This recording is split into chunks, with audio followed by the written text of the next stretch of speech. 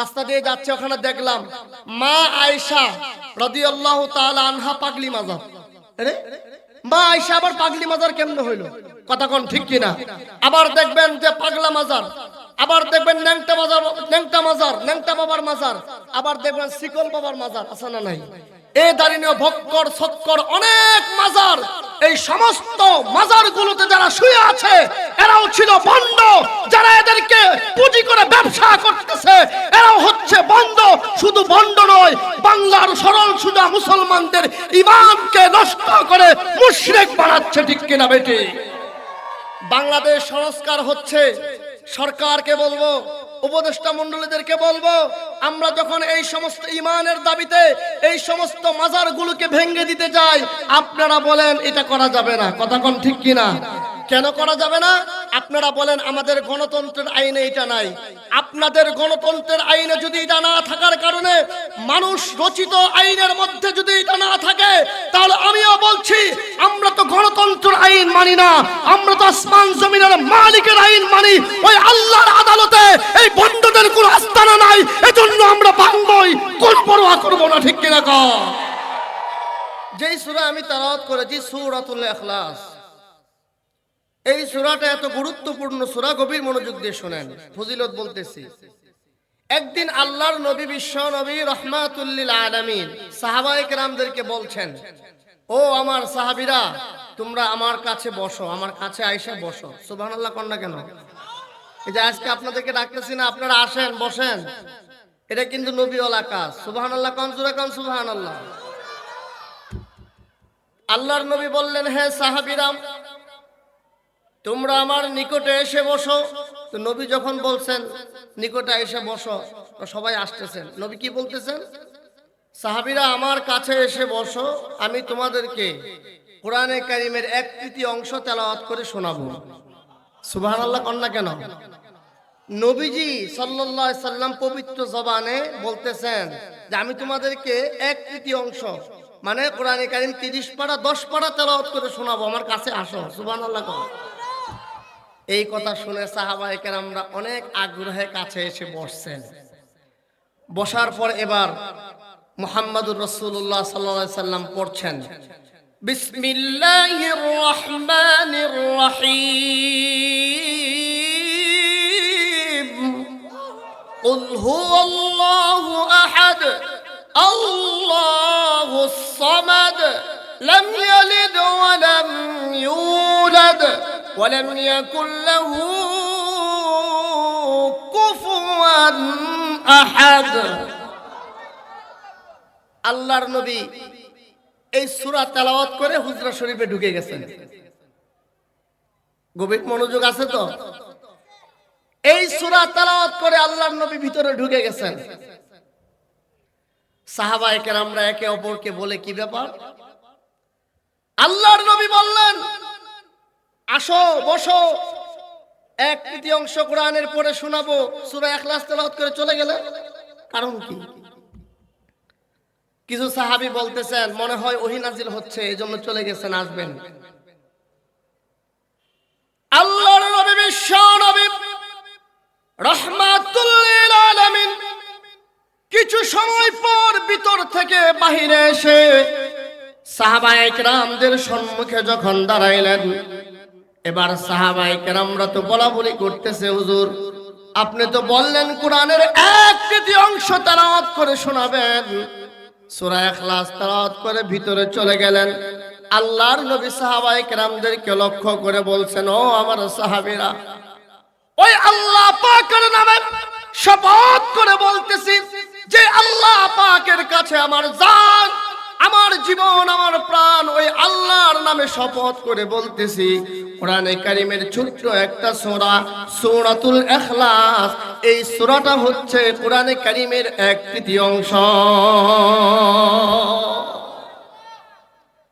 এই সূরা যে একবার পড়বে, কোরআনে কারীম 10 পারা পড়লে যেই পরিমাণ নেকি হইতো, মেহেরবান আল্লাহ ওই বান্দার আমলনামায় সেই পরিমাণ নেকি নগদ লিখে দিবেন।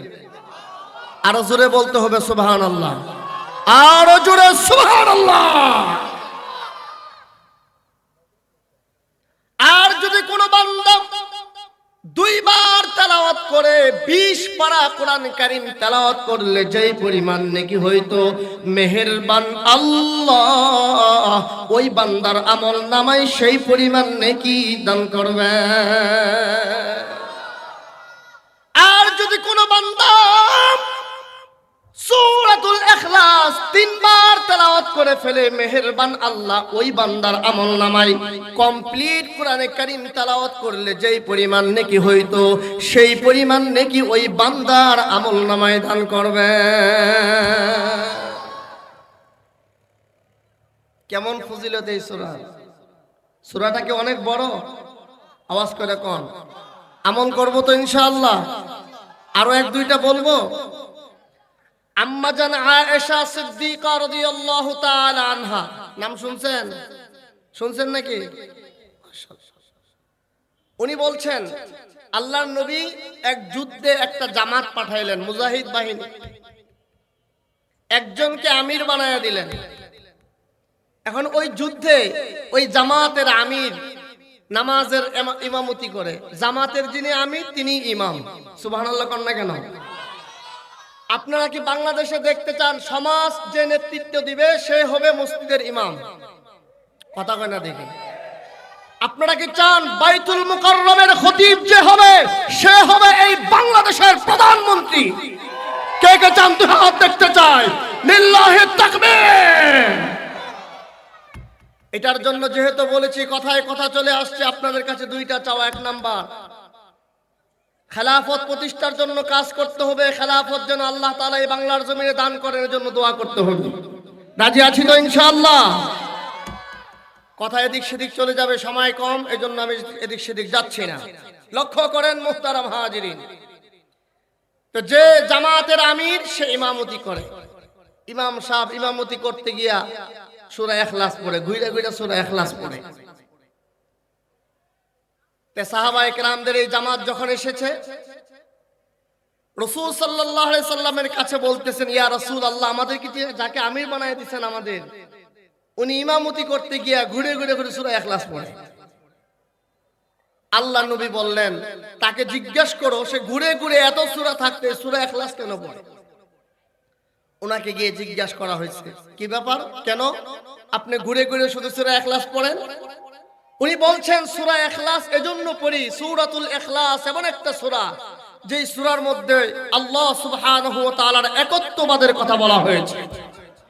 এই সূরার মধ্যে বলা হয়েছে, কুল হুয়াল্লাহু আহাদ আল্লাহুস সামাদ লাম ইয়ালিদ ওয়া লাম ইউলাদ ওয়া লাম ইয়াকুল লাহু কুফুয়ান আহাদ। আল্লাহ এক অদ্বিতীয়, তার সাথে কোনো শিরিক চলে না, তিনি কাউকে জন্ম দেন না, তিনি কারো থেকে জন্ম নেন নাই। আল্লাহু আকবার বলেন। ওই সাহাবী বলছেন, এই সূরার মধ্যে যেহেতু একত্ববাদের ঘোষণা দেওয়া হয়েছে, এজন্য এই সূরাকে আমি ভালোবাসি, এই সূরা বেশি বেশি করে তেলাওয়াত করি।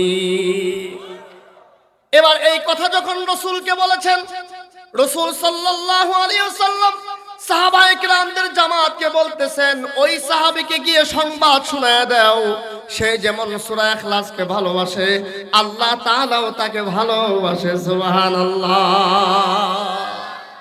আরেক বর্ণনায় এসেছে যে বলেছেন, যায় বলো সেই সূরার ভালোবাসার কারণে আল্লাহ তাআলা তাকে জান্নাত দান করবেন। সুবহানাল্লাহ জোরে কর। সময় শেষ হয়ে যাচ্ছে, আমার আলোচনা সংক্ষেপ করতে হবে।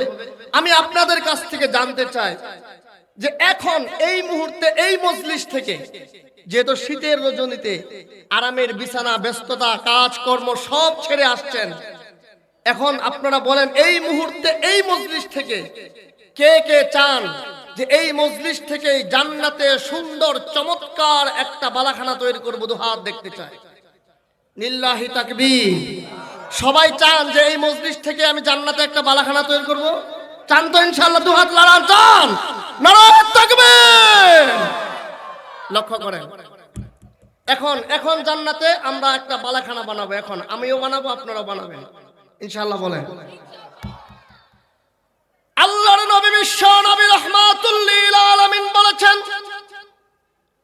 আল্লাহর কোন বান্দা যদি ঈমানের হালতে সূরাতুল ইখলাস 10 বার তেলাওয়াত করে, মেহেরবান আল্লাহ ওই বান্দার জন্য সাথে সাথেই জান্নাতে সুন্দর একটা বালাখানা নির্মাণ করে দেয়।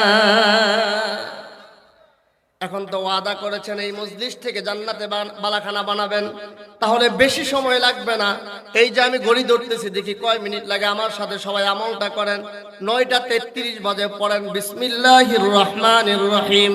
قل هو الله أحد الله الصمد لم يلد ولم يولد ولم يكن له كفوا أحد بسم الله الرحمن الرحيم قل هو الله أحد الله الصمد لم يلد ولم يولد ولم يكن له كفوا أحد بسم الله الرحمن الرحيم قل هو الله أحد الله الصمد لم يلد ولم يولد ولم يكن له كفوا أحد بسم الله الرحمن الرحيم قل هو الله أحد الله الصمد لم يلد ولم يولد ولم يكن له كفوا أحد بسم الله الرحمن الرحيم قل هو الله أحد الله الصمد لم يلد ولم يولد ولم يكن له كفوا أحد بسم الله الرحمن الرحيم قل هو الله أحد الله الصمد لم يلد ولم يولد ولم يكن له كفوا أحد بسم الله الرحمن الرحيم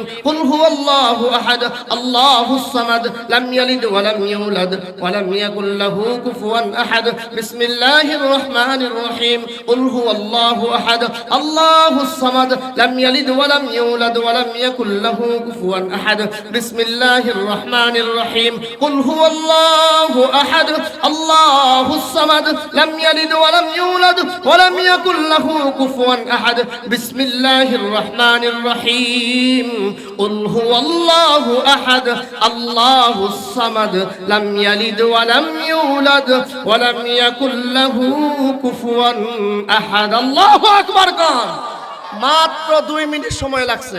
কয় মিনিট কোন? আল্লাহর নবীর কথা যদি সত্য হয়ে থাকে 2 মিনিটে এই মজলিস থেকে সূরা ইখলাস 10 বার পাঠ করেছি। প্রত্যেকের জন্য জান্নাতের বালাখানা অপেক্ষা করতেছে। আল্লাহু আকবার বলে। কেমন কাজটা করলাম আজকে বলেন শোনো। আল্লাহু আকবার কোন না কেন? আরো জোরে কোন না কেন? আল্লাহু আকবার। বুঝছি আল্লাহু আকবার সুবহানাল্লাহ কইবেন, আর একটু ওষুধ দে, আরেকটা অ্যান্টিবায়োটিক দিতেছি। দেব নাকি? কথা কোন না কেন? আর নয় কিন্তু দিব না। দিব একটা অ্যান্টিবায়োটিক ট্যাবলেট। লক্ষ্য করেন ভাইরা আমার, আমাদের নবী মুহাম্মদুর রাসূলুল্লাহ সাল্লাল্লাহু আলাইহি সাল্লাম মেরাজের রাত্রে প্রথম আসমান, দ্বিতীয়, তৃতীয়, চতুর্থ, পঞ্চম, ষষ্ঠ, সপ্তম আসমানে গেলেন।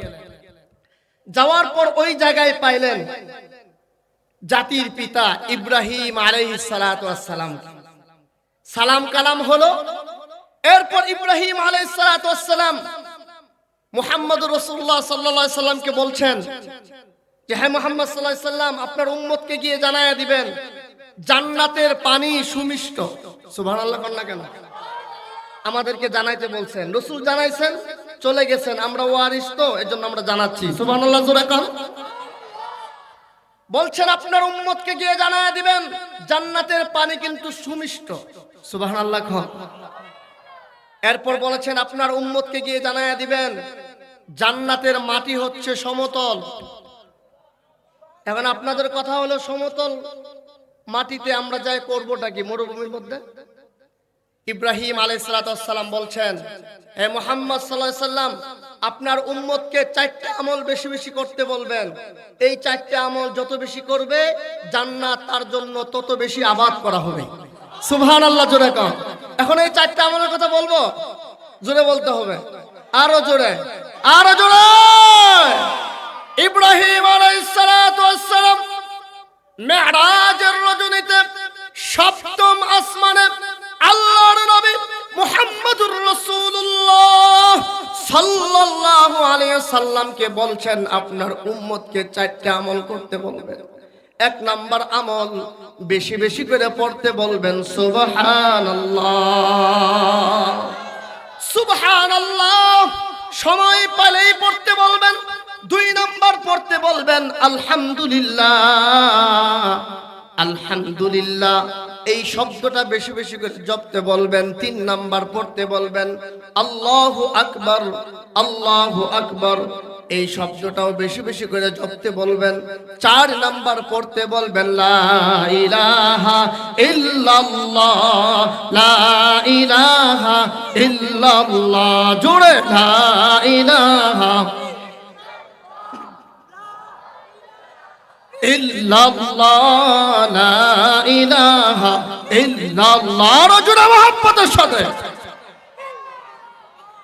লা ইলাহা ইল্লাল্লাহ, লা ইলাহা ইল্লাল্লাহ, লা ইলাহা ইল্লাল্লাহ মুহাম্মাদুর রাসূলুল্লাহ।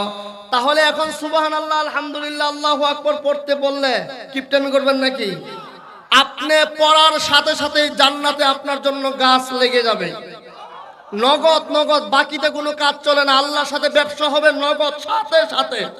সুবহানাল্লাহ কোন না কেন? সাথে সাথে বলছে সুবহানাল্লাহ, বলছেন গাছ লেগে গেছে, আরেকটা লাগলো, আরো জোরে কোন না কেন সুবহানাল্লাহ। মুরগির মতো জিমাইবেন না, আমি যতক্ষণ থাকবো, বলেন ইনশাআল্লাহ। লক্ষ্য করেন মুহতারাম হাজিরিন, আল্লাহর নবী মুহাম্মাদুর রাসূলুল্লাহ সাল্লাল্লাহু আলাইহি ওয়াসাল্লাম বললেন, আমার কোন উম্মত যদি সূরাতুল ইখলাস 10 বার তেলাওয়াত করে, আল্লাহর নবী বিশ্ব নবী বলেন, ওই বান্দার জন্য আল্লাহ তাআলা জান্নাতে সুন্দর একটি বালাখানা নির্মাণ করে দিবেন। হযরত আবু হুরায়রা রাদিয়াল্লাহু তাআলা আনহু থেকে হাদিস বর্ণিত হয়েছে, উনি বলেন, নবীজি চলছেন, আমিও চলতেছি, এক সাহাবী সূরা ইখলাস তেলাওয়াত করতেছেন, নবীজি শুনতে পারলেন। শোনার পর নবীজি পবিত্র জবান দিয়ে ঘোষণা করলেন, ওয়াজাবাত। সুবহানাল্লাহ বলেন, ওয়াজাবাত। আবু হুরায়রা বলেন, ইয়া রাসূলুল্লাহ, ইয়া হাবিবাল্লাহ, কি ওয়াজাবাত? আল্লাহ রাসূল বললেন, যে ব্যক্তি সূরা ইখলাস তেলাওয়াত করছে, ওয়াজাবাত লাহুল জান্নাত, তার জন্য জান্নাত ওয়াজিব হয়ে গেছে। সময় তো চলে যাচ্ছে, কয়টা বলবো?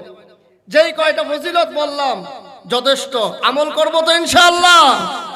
শোয়ার আগে বালিশে মাথা রাইখা পড়ে ফেলবো 10 বার সূরা ইখলাস, মাত্র 2 মিনিট সময়, ঘড়ি ধরে আমরা আমল করেছি, কথা কোন ঠিক কিনা? আল্লাহ সুবহানাহু ওয়া তাআলা আমাকে আমল করার তৌফিক দান করুন, আপনাদেরকে আমল করার তৌফিক দান করুন, আমিন কোন, জোরে কোন। দ্বিতীয় নাম্বার আলোচনা, এই সূরা কোন প্রেক্ষাপটে নাজিল হয়েছে শুনবেন তো ইনশাআল্লাহ। লক্ষ্য করেন, আমাদের নবী মুহাম্মদুর রাসূলুল্লাহ সাল্লাল্লাহু আলাইহি ওয়াসাল্লাম পৃথিবীতে আগমন করলেন, 40 বছর পার হলো। এরপর যখন নবুয়তের দায়িত্ব আসলো, নবুয়তের কাজ তিনি দায়িত্ব পালন করতে শুরু করলেন। মানুষকে বলতেছেন, ইয়া আইয়ুহান নাস কুলু লা ইলাহা ইল্লাল্লাহ তুফলিহুন, আল্লাহকে রব হিসাবে মেনে নাও, আল্লাহকে সৃষ্টিকর্তা হিসাবে মেনে নাও, সফল হয়ে যাবে, কামিয়াব হয়ে যাবে, কথা কোন ঠিক কিনা? এইভাবে যখন দাওয়াত দিচ্ছেন, তখন মক্কার 3টা গ্রুপ নবীজিকে এসে একটা প্রশ্নই করেছেন। কয় গ্রুপ এসে কয়টা প্রশ্ন করছেন? 3টা গ্রুপ, 3 শ্রেণীর লোক এসে একটা প্রশ্নই করেছেন। এক শ্রেণী হলো ইহুদি, এক শ্রেণীর নাম কি বলেন? ইহুদিরা আসছেন, একটা প্রশ্ন করছেন। খ্রিস্টান, তারা এসে নবীকে একটা প্রশ্নই করছেন। আরেকটা হলো নাসারা, নাসারা হিন্দু বহু পূজা যারা করে, তারাও এসে নবীজিকে একটা প্রশ্নই করছেন। তাহলে 3টা শ্রেণীর লোক নবীজিকে এসে কয়টা প্রশ্ন করছেন? একটা। প্রশ্নটা কি? প্রশ্নটা হলো, হে মুহাম্মদ বলেন সাল্লাল্লাহু আলাইহি ওয়াসাল্লাম, তুমি, আমরা তো সৃষ্টিকর্তা একজনকে মানি, তো আমরা তো সৃষ্টিকর্তাকে মানতেছি, তুমি আবার কোন সৃষ্টিকর্তার কথা বলো? কথা বুঝছেন প্রশ্নটা কি বলে? ইহুদিরাও এসে বলতেছে, হে মুহাম্মদ, আমরা তো সৃষ্টিকর্তা একজন মানি, তুমি আবার কোন সৃষ্টিকর্তার কথা বলো? ইহুদিরাও এসে বলে, খ্রিস্টানরাও এসে বলে, হে মুহাম্মদ, আমরা তো সৃষ্টিকর্তা একজন মানি, তুমি আবার কোন সৃষ্টিকর্তার কথা বলো? আপনার মূর্তি পূজারীরা, তারাও এসে বলে, হে মুহাম্মদ, আমরাও তো একজন সৃষ্টিকর্তা মানি, তুমি আবার কোন সৃষ্টিকর্তার কথা বলো? ওয়ালাইন সাআলতাহুম মান খালাকাস সামাওয়াতি ওয়াল আরদ লা ইয়াকুলান্না আল্লাহ। আল্লাহ সুবহানাহু ওয়া তাআলা এই কথাটাই কোরআনে কারীমের মধ্যে বলেছেন, হে নবী মুহাম্মদ সাল্লাল্লাহু আলাইহি ওয়াসাল্লাম, আপনি যদি ইহুদিকে জিজ্ঞাসা করেন, হে ইহুদিরা বলো আসমান জমিনের মালিককে, সৃষ্টিকর্তাকে, ইহুদিরা বলবে আসমান জমিনের সৃষ্টিকর্তা একজন আল্লাহ। আপনি যদি খ্রিস্টানদেরকে জিজ্ঞাসা করেন, হে খ্রিস্টানরা, হে খ্রিস্ট জাতি বলো আসমান জমিনের মালিককে, সৃষ্টিকর্তাকে, তারা বলবে আসমান জমিনের সৃষ্টিকর্তা হচ্ছেন আল্লাহ। আপনি যদি মূর্তি পূজাকারী পুজোদেরকে যদি যারা পূজা করে তাদেরকে যদি জিজ্ঞাসা করেন আসমান জমিনের মালিককে, সৃষ্টিকর্তাকে, তারাও বলবে আসমান জমিনের সৃষ্টিকর্তা হলেন একজন আল্লাহ। আপনাদের মনে এখন কিছু প্রশ্ন জাগতেছে, এটা কিছুক্ষণ পড়েছে এই প্রশ্নটা উদ্র হয়ে যাবে। লক্ষ্য করেন যে তারাও যদি এই কথা বলে আসমান জমিনের সৃষ্টিকর্তা একজন আল্লাহ, তাহলে তারা কেন ইহুদি হলো, তারা কেন খ্রিস্টান হলো, তারা কেন মূর্তি পূজারী হলো? কথা কোন ঠিক কিনা? তারা কেন মুশরিক হলো? এই প্রশ্ন আসে কি আসে না? আওয়াজ করে বলেন, আসে কি আসে না? মুহতারাম হাজিরিন, এই প্রশ্ন যখন আসে, এই প্রশ্নের উত্তরেই আল্লাহ সুবহানাহু ওয়া তাআলা সূরাতুল ইখলাস নাযিল করেছেন। সুবহানাল্লাহ কোন। লক্ষ্য করেন মুহতারাম হাজিরিন, বুঝার জন্য আরেকটা মিনিট সময় এখানে নিচ্ছি। ইহুদিরা তারা সৃষ্টিকর্তা একজন মানে, কিন্তু আল্লাহর জাতের সাথে তারা শিরিক করে নবী উযাইর আলাইহিস সালাতু ওয়াস সালামকেও প্রভু মানে। তারা দুইজনকে প্রভু মানে, একজন হলো সৃষ্টিকর্তা একজন, আর প্রভুর সমকক্ষ আরেকজনকে নির্বাচন করেছে, সেটা হচ্ছে নবী উযাইর আলাইহিস সালাতু ওয়াস সালাম। আলোচনা এখন গভীর মনোযোগ দিয়ে শুনতে হবে, আপনার শেষে যে আওয়াজ জ্বালা লাগাই দিবেন। আর যারা খ্রিস্টান তারা সৃষ্টিকর্তা একজন মানে, লেকিন তারা সৃষ্টিকর্তা এই আল্লাহ তাআলার সাথে, আল্লাহ তাআলার জাতের সাথে আরো দুইজনকে তারা শরীকদার হিসেবে দাঁড় করা। একজন হলো বিবি মরিয়ম, আরেকজন হলো ঈসা রূহুল্লাহ আলাইহিস সালাতু ওয়াস সালাম। তারা তিন খোদায় বিশ্বাসী, আর ইহুদিরা তারা দুই খোদায় বিশ্বাসী।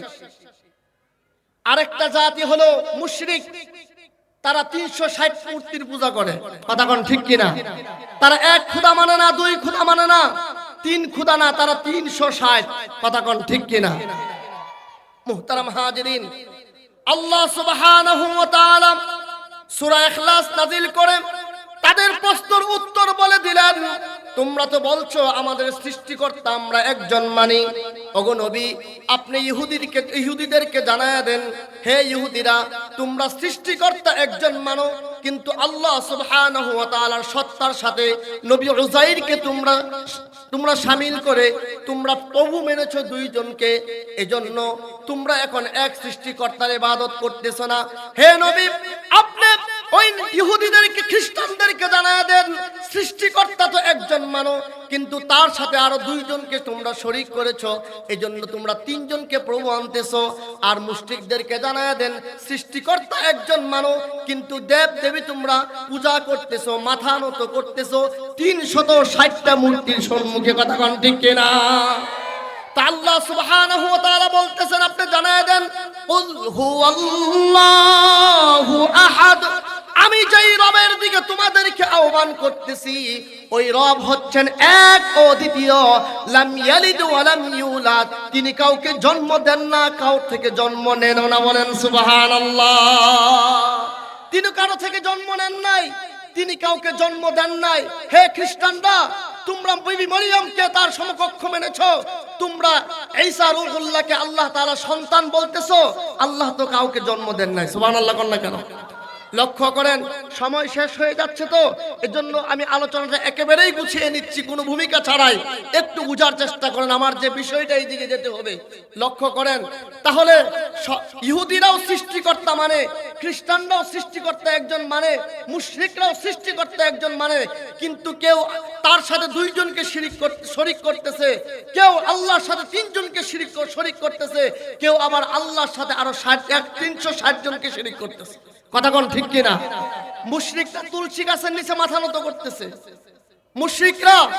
মুশরিকরা মূর্তির সম্মুখে মাথা নত করতেছে।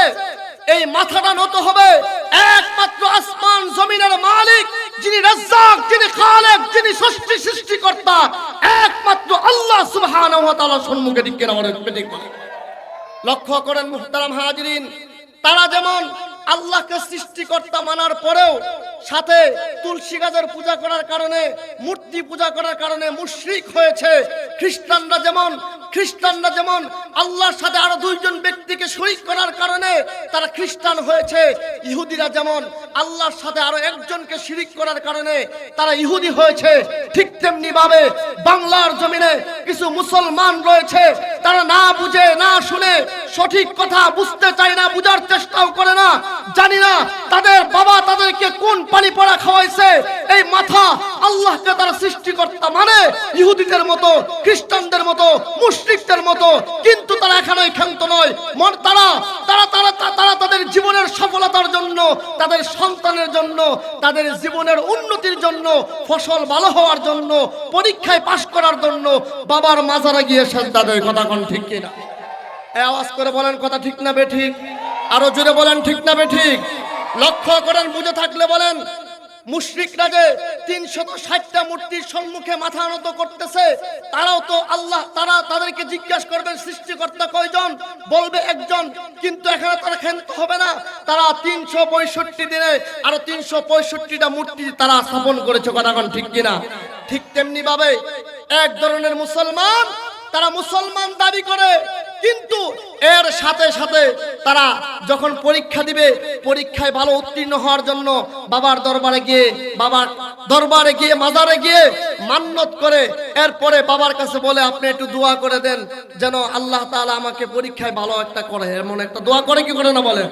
লক্ষ্য করেন মুহতারাম হাজিরিন, মক্কা চলে আসছে, এর জন্য আমার সবকিছু অগুছালো হয়ে গেছে, একটু বুঝার চেষ্টা করেন। মুশরিক আর মাজার পূজারী দুইটার মধ্যে পার্থক্য কি জানেন? পার্থক্য হলো তারা নিজ হাতে মাটি দিয়ে তৈরি করে একটা মূর্তির সম্মুখে তারা মাথা নত করতেছে। মাথা নত করার মাধ্যমে তারা শিরিক করতেছে। যেটা দাঁড়িয়ে আছে তুলসী গাছ, আল্লাহ তাআলার মাখলুক, এর সম্মুখে দাঁড়িয়ে মাথা নত করে মুশরিক হয়ে যাচ্ছে। ঠিক তেমনি ভাবে এরা ওই নিজ হাতে বানায়া তারা শিরিক করতেছে না, একজন মুশরিক হয়ে যাচ্ছে, চান্দুর ঈমান চলে যাচ্ছে, খবর নাই। কথা বলেন ঠিক না বেঠিক?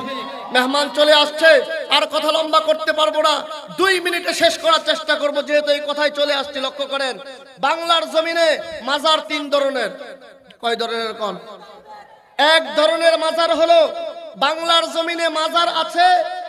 মাজারের অর্থের দিকে যাচ্ছি না, হুজুর চলে আসছেন। মাজার 3 ধরনের, শুধু এটা বুঝেন। কিছু কিছু মাজার আছে যেখানে আসলেই একজন আল্লাহর ওলি শুয়ে আছেন। কথা কোন ঠিক কিনা? যেমন শাহজালাল মুজাররদি ইয়ামানি। কথা কোন ঠিক কিনা? এমন অনেক আছেন। তো যারা যেই সমস্ত মাজারগুলোতে আসলেই আল্লাহর ওলি শুয়ে আছে, এইটা হলো এক সাবজেক্ট। আর কিছু কিছু মাজার আছে যেখানে আল্লাহর ওলি শুয়ে আছে না, এমন ব্যক্তিরা শুয়ে আছে যারা জীবনে এক ওয়াক্ত নামাজও পড়ে না। শুক্রবারের দিন তারা পশ্চিম দিকে আসার খায়াও দেখে নাই, 7 দিন চলে গেছে, 1 মাস চলে গেছে, গোসল করে নাই, পাশ দিয়ে যাওয়া যায় নাই, গন্ধ বের হয়েছে, কোরআন তেলাওয়াত করে নাই, গাঁজা খেয়েছে, বাবা খেয়েছে, ইয়াবা খেয়েছে, এই সমস্ত ব্যক্তিরা শুয়ে আছে। এদেরকে বানাইছে মাজার, ঠিক কিনা কন? এদেরকে যায় বলতেছে বাবা আমার এটা দরকার, এটা দরকার, সন্তান দরকার, এই পাগলা ন্যাংটা। সেদিন গেছি এক জায়গায় একটা প্রোগ্রামে, রাস্তা দিয়ে যাচ্ছে, ওখানে দেখলাম মা আয়েশা রাদিয়াল্লাহু তাআলা আনহা পাগলি মাজার। আরে মা আয়েশা আবার পাগলি মাজার কেমনে হইলো? কথা কোন ঠিক কিনা? আবার দেখবেন যে পাগলা মাজার, আবার দেখবেন ন্যাংটা মাজার, ন্যাংটা বাবার মাজার, আবার দেখবেন শিকল বাবার মাজার, আছে না নাই? এই দাঁড়িয়ে ভক্কর ছক্কর অনেক মাজার। এই সমস্ত মাজারগুলোতে যারা শুয়ে আছে এরাও ছিল বন্ড, যারা এদেরকে পুঁজি করে ব্যবসা করতেছে এরাও হচ্ছে বন্ড। শুধু বন্ড নয়, বাংলার সরল সোজা মুসলমানদের ঈমানকে নষ্ট করে মুশরিক বানাচ্ছে, ঠিক কিনা বেটি? বাংলাদেশ সংস্কার হচ্ছে, সরকারকে বলবো, উপদেষ্টা মণ্ডলীদেরকে বলবো, আমরা যখন এই সমস্ত ঈমানের দাবিতে এই সমস্ত মাজারগুলোকে ভেঙে দিতে যাই, আপনারা বলেন এটা করা যাবে না। কথা কোন ঠিক কিনা? কেন করা যাবে না? আপনারা বলেন আমাদের গণতন্ত্রের আইনে এটা নাই। আপনাদের গণতন্ত্রের আইনে যদি এটা না থাকার কারণে, মানুষ রচিত আইনের মধ্যে যদি এটা না থাকে, তাহলে আমিও বলছি আমরা তো গণতন্ত্রের আইন মানি না, আমরা তো আসমান জমিনের মালিকের আইন মানি। ওই আল্লাহর আদালতে এই বন্ডদের কোনো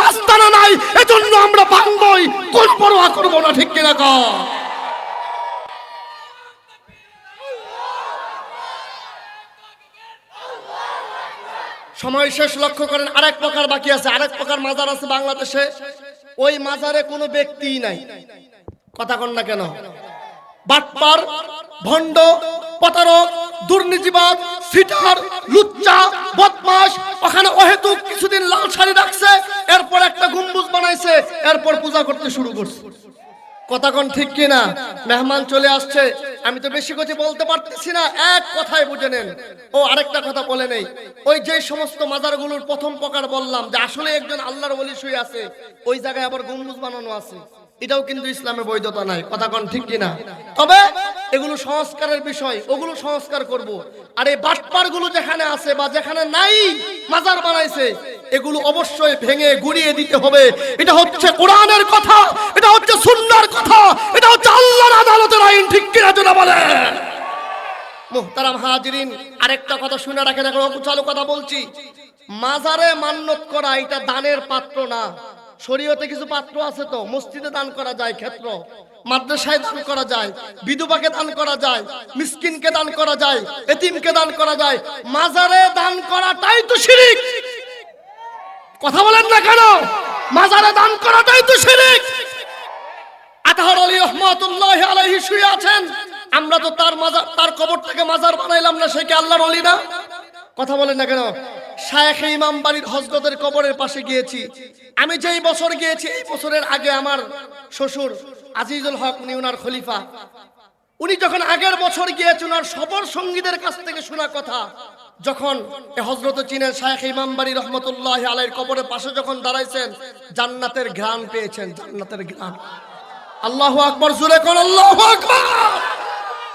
এত বড় বড় বিখ্যাত আল্লাহর ওলিরা শুয়ে আছেন, যাদের কবর থেকে জান্নাতের ঘ্রাণ পাওয়া যায়, তাদের কবরকে আমরা মাজার বানাইলাম না।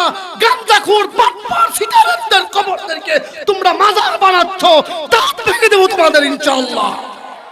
সময় আসতেছে, বাংলাদেশে একটা সময় আসবে, ইসলামী হুকুমত কায়েম হবে, ভণ্ডদের আস্তানা আর থাকবে না, দান্দাবাজিদের আস্তানা আর থাকবে না। আরেকটা কথা বলে শেষ করে দিচ্ছি। কিছু কিছু ভাই বলে এই দেশে হিন্দুরা বসবাস করে, এই দেশে খ্রিস্টানরা বসবাস করে, খেলাফত প্রতিষ্ঠা হলে তাদের অবস্থা কি হবে? আমি বলবো তাদের অবস্থা এখনের থেকে আরো ভালো হবে। কুসুম যেমন ডিমের মধ্যে নিরাপদ থাকে, ইসলামী খেলাফত কায়েম হলে হিন্দু, বৌদ্ধ, নাসারা, খ্রিস্টানরা ঠিক তেমনি ভাবে মুসলমানদের কাছে নিরাপদ থাকবে। কথা বলেন ঠিক না বেঠে? মেহমানকে বসে রেখে আমি কষ্ট দিতে যাচ্ছি না, অগুছালো কিছু কথা বললাম, ভুল হলে ক্ষমা করবেন, সঠিক কথা বলে থাকলে আমলে নেওয়ার চেষ্টা করবেন, চিন্তা করবেন বালিশের মধ্যে মাথাটা লাগাইয়া যে আমি তো ইসলাম মানে, আল্লাহ তো বলেছেন ইয়া আইয়ুহাল্লাযীনা আমানু দুখুলু ফিস-সিলমি কাফা, হে ঈমানদাররা পরিপূর্ণভাবে ইসলামের মধ্যে প্রবেশ করো। ইসলামের মধ্যে তো তাহলে রাজনীতিও আছে। ইসলাম তো রাজনীতি, ইসলাম তো একটা সুন্দর সমাজ উপহার দিয়েছেন ক্ষমতার মাধ্যমে। কথা কোন ঠিক কিনা? যুদ্ধ করেছেন নবীজি, নিজে যুদ্ধ গিয়েছেন, অনেক কথা। একটু বালিশের মধ্যে মাথাটা লাগায় চিন্তা করবেন। আল্লাহ তাআলা সকলকেই সঠিক বুঝ দান করুক, আল্লাহুম্মা আমিন। শুরুতে কিছু আমল দিয়েছি, আমলগুলো করবেন। এখন যে কথাগুলো বলেছি চিন্তা ভাবনায় রেখে দিবেন, চিন্তা করবেন, গবেষণা করবেন।